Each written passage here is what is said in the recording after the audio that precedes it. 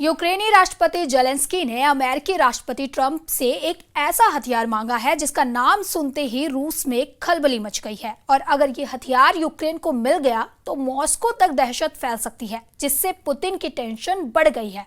और ट्रंप के सपोर्ट ने यूक्रेन की वॉर मशीन में नई जान फूंक दी है और दूसरी ओर रूस को खतरे में डाल दिया है। ऐसे में जेलेंस्की ने कौन सी मिसाइल मांगी है? क्या ट्रंप यूक्रेन को ये तबाही मचाने वाली मिसाइल देने वाले हैं? और ये कितनी खतरनाक है, कितने दूर बैठे दुश्मन को खत्म कर सकती है, आज हम आपको बताएंगे।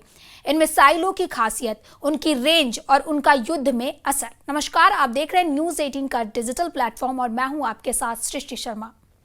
फरवरी 2022 से चल रही रूस यूक्रेन जंग पर पूरी दुनिया की नजरें हैं। रूस की सेना ने यूक्रेन पर कई घातक हमले किए, लेकिन यूक्रेन ने हार नहीं मानी। उसकी सबसे बड़ी ताकत नाटो देश से मिलने वाले अत्याधुनिक हथियार। नाटो के ये हथियार यूक्रेन को पुतिन की सेना से सीधे टकराने की हिम्मत दे रहे हैं। अमेरिका समेत अन्य देशों से मिसाइलों और लड़ाकू तकनीकी की सप्लाई यूक्रेन के लिए गेम चेंजर साबित हो रही है। ये हथियार सिर्फ यूक्रेन की रक्षा नहीं कर रहे हैं, बल्कि उनकी रणनीति और जंग के स्वरूप को भी पूरी तरह बदल रहे हैं। जब से अमेरिका और यूक्रेन के बीच deadly tomahawk cruise missile देने की बात हुई है, रूस बेचैन नजर आ रहा है। रूस ने सोमवार को कहा कि उसकी सेना यह जांच कर रही है कि अमेरिका यूक्रेन को टॉम हॉक क्रूज मिसाइल देगा या नहीं।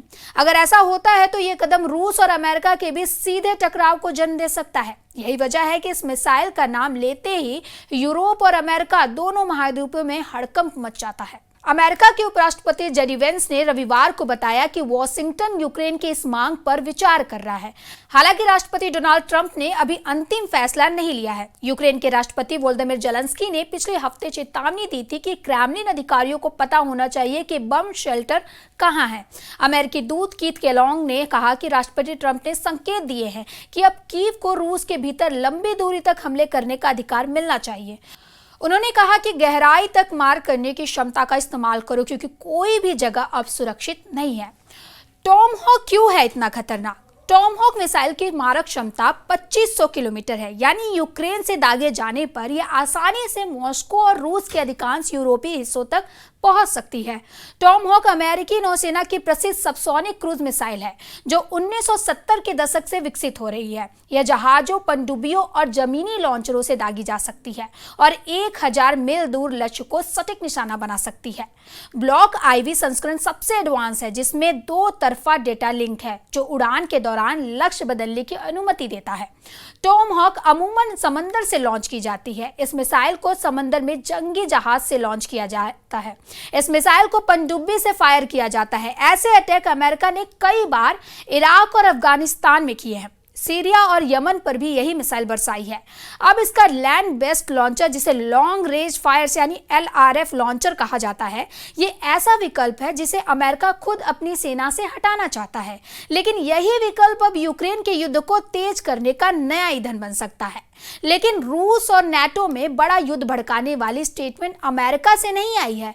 यूक्रेन को हथियार सप्लाई करने वाले सबसे बड़े मददगार देश जर्मनी ने पुतिन के गुस्से को आसमान में पहुंचा दिया है। पुतिन से लड़ने के लिए फ्रांस ने पहले ही शुरुआती तैयारी कर ली है।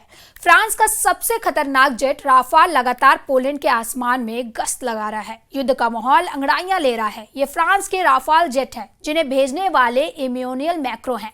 अब पुतिन से टक्कर लेने के लिए इमैनुएल मैक्रों पूरी तरह सामने आ गए हैं। फ्रांस दावा कर रहा है कि नाटो को रूस से वो बचाएगा। फ्रांस ने रूस को यूक्रेन के बॉर्डर पर रोकने के लिए अपने सबसे खतरनाक फाइटर जेट राफाल को पोलैंड में तैनात कर दिया है। राफाल बक्सेगा नहीं, इसकी गारंटी राफाल पर लगी मिसाइलें दे रही हैं। राफाल के विंग टिप पर माइका मिसाइल लगी है। ये missile air to air missile है, जो दुश्मन के विमान को 80 किलोमीटर की रेंज से मार सकती है। जबकि दूसरा राफाल पलटता है तो उसके विंग्स के नीचे नजर आती है magic super 530 missile. Magic super 530 missile, इसकी रेंज है 40 किलोमीटर, यानी लंबी और छोटी दूरी। मैजिक सुपर 530 और माइका हर तरह के खतरों के लिए राफाल पूरी तरह तैयार है। और उसके सामने इस वक्त चुनौती है पुतिन के विमानों और रूस से लॉन्च होने वाले ड्रोन को रोकना। एक बार पुतिन ने यूक्रेन के बाद नाटो की तरफ कदम बढ़ाया तो पहला हमला बाल्टिक देशों या फिर उनके दक्षिण में पोलैंड पर होने का खतरा है, और फिर आगे की राह पुतिन खुद तैयार कर लेंगे। जर्मनी के चांसलर फ्रेडरिक मर्ज ने कहा कि यूरोप का रूस से युद्ध तो नहीं चल रहा है, लेकिन अब दोनों के बीच अब शांति नहीं है। पूरी दुनिया में अब यही कयास लगाए जा रहे हैं। अमेरिका से लेकर यूरोप और दुनिया का बाकी मीडिया भी बता रहा है कि जर्मनी और रूस के बीच बहुत बड़ा बवंडर शुरू हो सकता है और इसी जद में पूरा यूरोप आएगा, इसका डर बना हुआ है। जर्मन चांसलर फ्रेडरिक मर्ज ने कहा कि रूस का युद्ध हमारे लोकतंत्र के खिलाफ है, हमारी आजादी के खिलाफ है और अब पुतिन पूरे नाटो की एकजुटता को आजमा रहे हैं। साफ है कि फ्रेडरिक मर्ज बता रहे हैं कि नाटो और रूस के बीच युद्ध के हालात बन रहे हैं। For us this means we will continue to respond to Russia's threats and hostile actions in a united and responsible fashion. We are significantly strengthening deterrence and defense, the backbone of our alliance. That is why we are here. Germany takes its responsibility seriously. We are true to our word. We stand by our allies, and we are ready to protect the Baltic region. Denmark से यूरोपीय संघ की meeting के वक्त रूस के drone खतरा बन चुके हैं। इस दौरान 47 सदस्यों वाली यूरोप की पॉलिटिकल कम्युनिटी भी डेनमार्क में मिलेगी और जब यहां यूरोप के बड़े बड़े लीडर होंगे तब डेनमार्क की हवाई सुरक्षा बहुत बड़ी चुनौती है। यही वजह है कि डेनमार्क के प्रधानमंत्री मेटे फ्रेडरिक्सन बहुत परेशान हैं। डेनमार्क की प्रधानमंत्री कह चुके हैं कि नॉर्वे, पोलैंड और रोमानिया के बाद अब उनका देश खतरे में है, क्योंकि इन तीनों देशों में ड्रोन वाली घुसपैठ के बाद अब यही पैटर्न डेनमार्क में भी दोहराया गया है। मतलब साफ है, रूस पूरे पूर्वी यूरोप को दबाव में लाना चाहता है। जर्मनी ने पुतिन को भड़काने वाला एक और कदम उठाया है। जर्मनी के रक्षा मंत्री बोरिस पिस्टोरियस ने लुथानिया जाकर रूस को आमने सामने के युद्ध के लिए ललकारा है। जर्मन रक्षा मंत्री ने कहा कि बाल्टिक देशों को बचाने के लिए उनका देश तैयार है और जर्मनी इसी इलाके में रूस को मुंहतोड़ जवाब देगा। इसके लिए लुथानिया में 2026 तक जर्मनी के 2000 सैनिक तैनात रहेंगे। Europæiske kolleger. Jeg har talt med den tyske kansler, den britiske premierminister, statsministerne i vores nabolande, Sverige og Norge, og med den finske præsident. Ligesom jeg har været i tæt dialog med NATO's generalsekretær, og vi er nu fra dansk side i tæt dialog med NATO-allierede om, hvordan de i den aktuelle situation kan bistå Danmark, så vi kan beskytte. Germany ऐलान कर रहा है कि Putin से रिश्ते अब युद्ध नहीं लेकिन युद्ध से कम वाले भी नहीं हैं। वही ट्रंप का टॉम हॉक वाला दाव पुतिन के गुस्से का इम्तिहान लेना चाहता है। Well, because I've been watching the way Russia's been doing.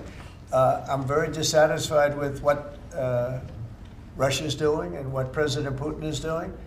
I haven't liked it at all. He's killing people for no reason whatsoever. And they are doing very poorly considering they have put it all out on the line. युद्ध की ये कहानी अभी खत्म नहीं हुई और Tom hoc इस जंग का एक बड़ा मोड़ साबित हो सकता है। फिलहाल ऐसी ही खबरों के लिए देखते रहें न्यूज़ 18 का डिजिटल प्लेटफॉर्म और हमारे चैनल को सब्सक्राइब करना ना भूलें। धन्यवाद।